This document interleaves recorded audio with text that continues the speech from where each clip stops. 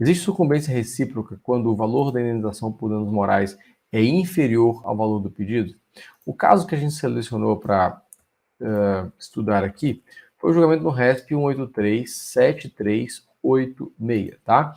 E aqui nesse caso a gente teve a seguinte controvérsia. À luz do artigo 292, inciso 5º do Código de Processo Civil de 2015, existe sucumbência recíproca na ação de indenização por dano moral quando a condenação ocorre em montante inferior ao postulado na petição inicial? E por que isso é relevante, tá? Eu quero que você imagine a seguinte situação hipotética comigo. Suponha que João foi lá, ajuizou uma ação de indenização por danos morais no valor com pedido de indenização de R$1 milhão, certo? Só que a ação foi julgada procedente não para pagar R$1 milhão, mas sim para pagar R$50 mil. Portanto, nós tivemos uma diferença de R$950 mil entre o pedido que João fez e aquilo que João está realmente levando a título de indenização por danos morais. Daí vem a grande pergunta. Existe sucumbência recíproca porque João pediu R$1 milhão, mas levou 50 mil ao invés de 950 mil? Ou não há sucumbência recíproca aqui, tá? Nesse caso, nós vamos trazer aqui na tela um comparativo da súmula 326 do STJ com a nova redação do artigo 292, inciso 5º do CPC, para a gente entender por que dessa celeuma. Diz a súmula 326 do STJ que na ação de indenização por dano moral, a condenação em montante inferior ao postulado na inicial não implica em sucumbência recíproca, tá? Portanto, de acordo com a súmula 326 do STJ, o caso hipotético de João, que pediu 1 milhão, levou 50 mil só, não implicaria em sucumbência recíproca, porque o pedido ali seria meramente estimativo.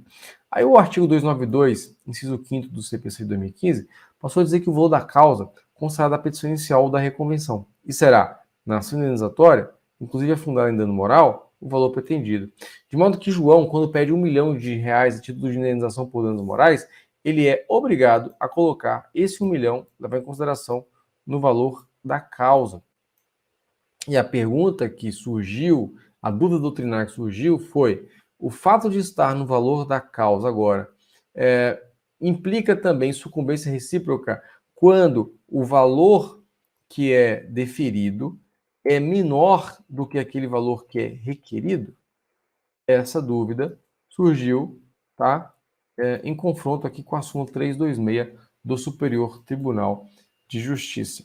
Veja que, quando o STJ fixou essa súmula 326, isso a gente encontra com facilidade aqui na fundamentação do julgamento do RESP 1837386, a razão de ser daquela súmula foi eliminar o paradoxo de que o autor ganhador da ação indenizatória em razão de danos morais tivesse que pagar o honorário de sucumbência um valor maior do que aquilo que ele estava recebendo a título de danos morais. Entenda, do João, no nosso caso, pediu 1 milhão de indenização por danos morais.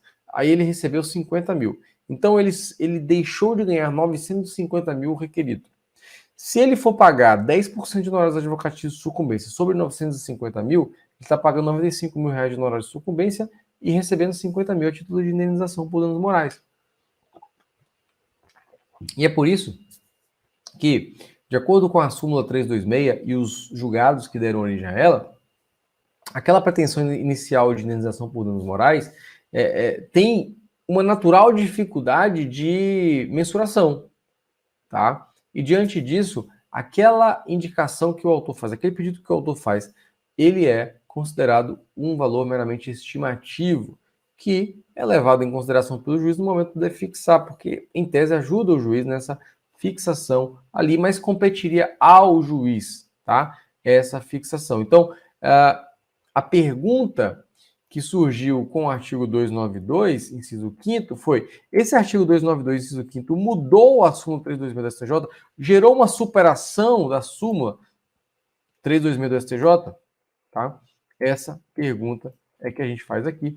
E de acordo com o STJ, no julgamento aqui do RESP 1837386, esse artigo 292, inciso 5º, não acarretou mudança na súmula 326 do STJ. Então, professor, por quê? Qual a razão de ser, né, desse artigo 292, inciso 5º aqui do Código de Processo Civil? Veja, então, que de acordo com o STJ, a razão de ser do 292, inciso 5º, é a repercussão nas custas processuais e, eventualmente, na competência.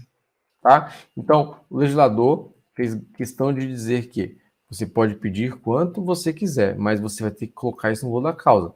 E ao colocar no valor da causa, você está sujeito a pagar custas sobre esse valor. Além disso, o valor da causa pode influenciar a competência, por exemplo, entre vara comum e juizado especial. Tá? Mas esse 292 teria mudado a súmula 326? Aí já é outra questão.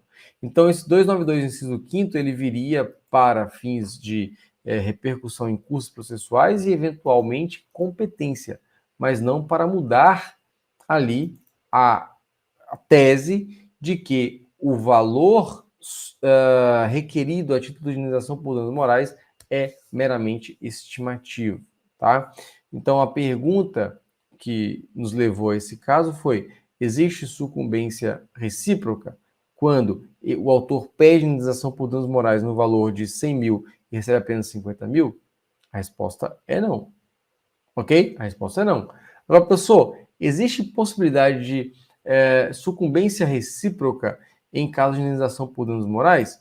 Veja só, vou anotar isso aqui, tá? A possibilidade de sucumbência recíproca em caso de pedido de indenização por danos morais?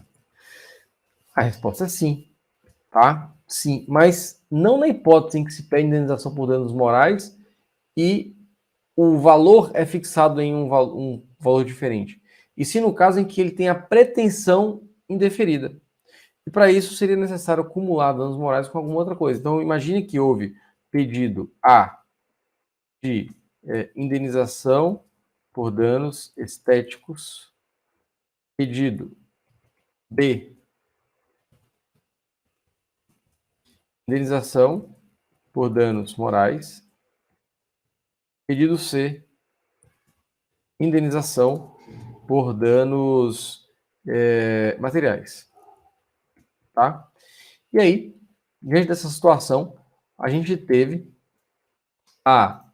o indeferimento do pedido de indenização por danos morais, o deferimento de indenização por danos estéticos e o deferimento de indenização por danos materiais. Houve sucumbência recíproca? Sim. Por que houve sucumbência recíproca? Porque houve o julgamento improcedente de uma pretensão de indenização por danos morais. Mas a sucumbência recíproca não decorre do simples fato de ser deferido um valor indenizatório menor do que aquele pretendido, tá? Então, em conclusão aqui, o STJ decidiu que não existe conflito entre o previsto no artigo 292, inciso 5º do CPC de 2015, e a orientação que emana da súmula 326 do STJ, não havendo sucumbência recíproca na ação de indenização por dano moral, quando a condenação ocorre em montante inferior ao postulado na inicial. Mas, professor, vai ter sucumbência recíproca em algum momento? Sim, tá? Vamos registrar aqui que haverá a sucumbência recíproca quando o autor reivindicar a indenização por mais de um fato danoso, exemplo, danos estéticos mais danos morais, e o juiz reconheceu o dever de indenizar para somente um deles. Porque nós teremos o indeferimento de uma pretensão, tá? E não uma mensuração ali, um arbitramento de valor quando é deferido a indenização por danos morais, ok?